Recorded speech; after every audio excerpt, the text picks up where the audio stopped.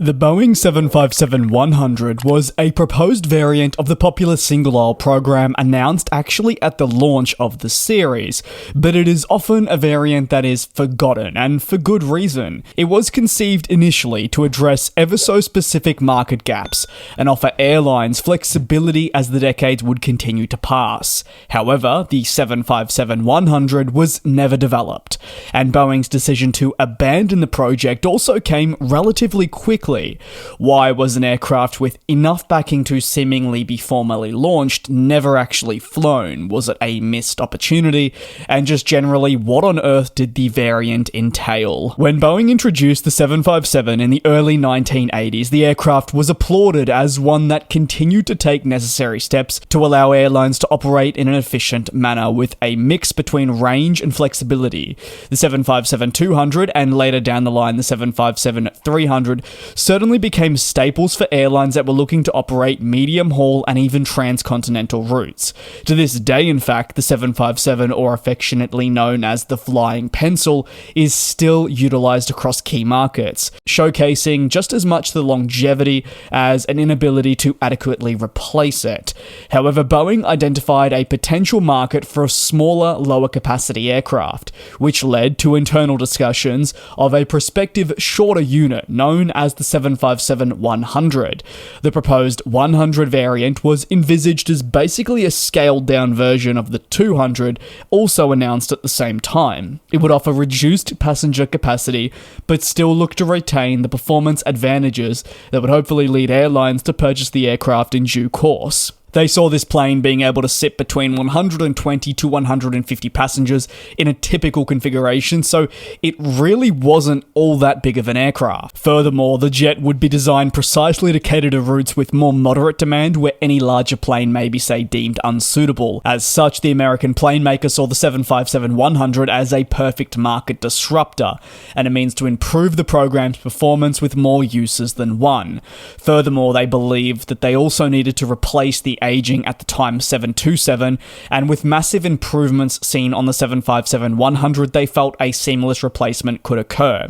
It was announced even at the broader launch of the program in 1978, but seemingly just as quickly as the plane was launched, it was very evident that there were big problems that needed to be addressed. See, despite the appeal of the 757-100, several challenges impacted the plane maker's ability to offer the aircraft to customers firmly. Another factor with the struggles was the shortened fuselage. Ultimately, scale compared to other variants in the 757-200 was being launched, and there felt like there were discrepancies in what was being offered, that maybe the Dash 100 didn't really fit with the idea of the 757 program to begin with. Designing and producing a shortened variant of any aircraft is not necessarily the most straightforward thing in the world. While it is not a clean sheet, it does have its associated difficulties, and actually, in hindsight, just saying that off the top of my head now, the 757-100 was still technically a clean sheet. At the time, we had never seen the 757. This was our first introduction to the type. So the Dash 100 was really a founding member of the program. Structural modifications, weight reductions, and system adjustments would have all been required, however, to make this shortened version a reality. They would have required the plane maker to make the valuable investments necessary, and given what was apparently a very small market for a plane, these costs were difficult to justify. There's something else that is worth exploring. The 737 program was already built at this point and was actually meeting a lot of the demand that Boeing was seeing present for a 757-100.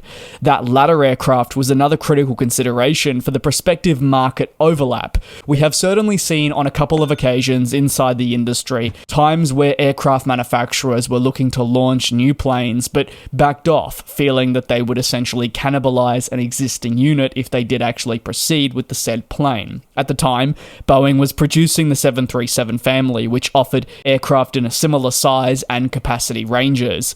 If Boeing had introduced the Dash 100, it probably wouldn't have performed because of the 737, but essentially they'd be putting forward a new aircraft type and at risk of cannibalizing 737 sales and creating unnecessary internal competition that could negatively impact the broader business. But why did Boeing want a 757-100? Well, by the late 1970s, the industry was transitioning to more fuel-efficient aircraft already, and we were seeing the birth of more advanced designs thanks to the development of key technologies to really facilitate all this.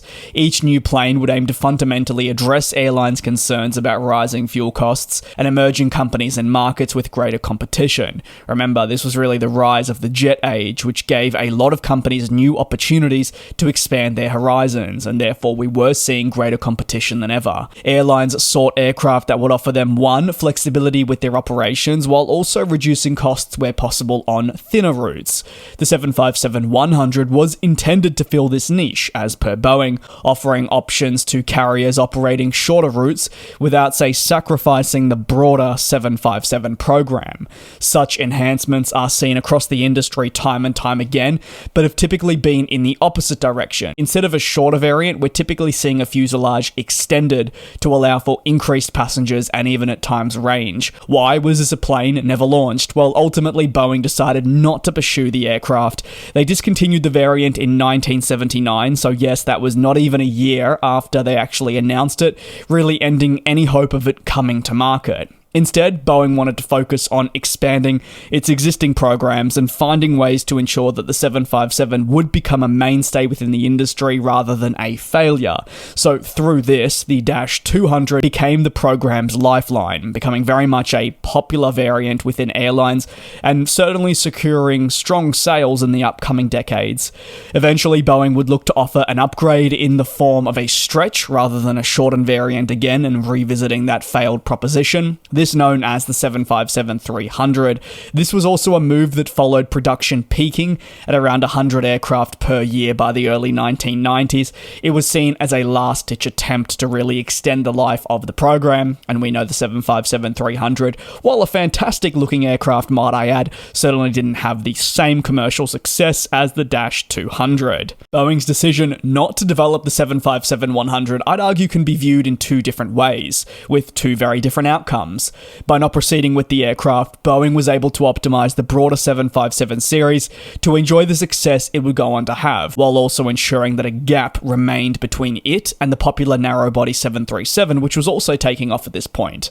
However, the other lens may see some argue that the 757-100's absence from the portfolio of commercial aircraft actually did leave a gap, and a gap that Boeing was attempting to rightfully target in the initial stages.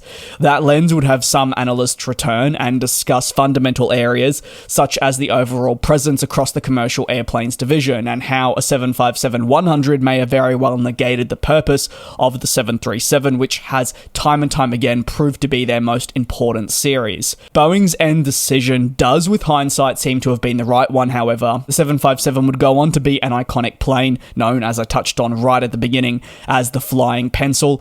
It is a real testament to how airlines feel about this aircraft, and to this day are still struggling to find that all-perfect replacement. Moreover, the 737 series, while has definitely had its struggles since the introduction of the MAX, has been able to continue to be a hit, welcome in new aircraft orders on a consistent basis, and thrive today through newer versions. It's a staple for sure. The 757-100 therefore remains a very exciting what if. It's part of a broader program that certainly had its ups and downs, and why I find it so fascinating is, unlike the A350-800 or other aircraft that were announced and eventually cancelled, this plane really didn't spend that much time in the limelight. In fact, it was pretty quickly after the announcement that Boeing canned the project altogether. I'd love to hear your take down below in the comments. Thanks a bunch for your support here on GlobeTrotting. Take care, do be safe, and I will indeed see you back here on GlobeTrotting in a couple of days for your latest industry analysis and answers to some pressing questions you may have.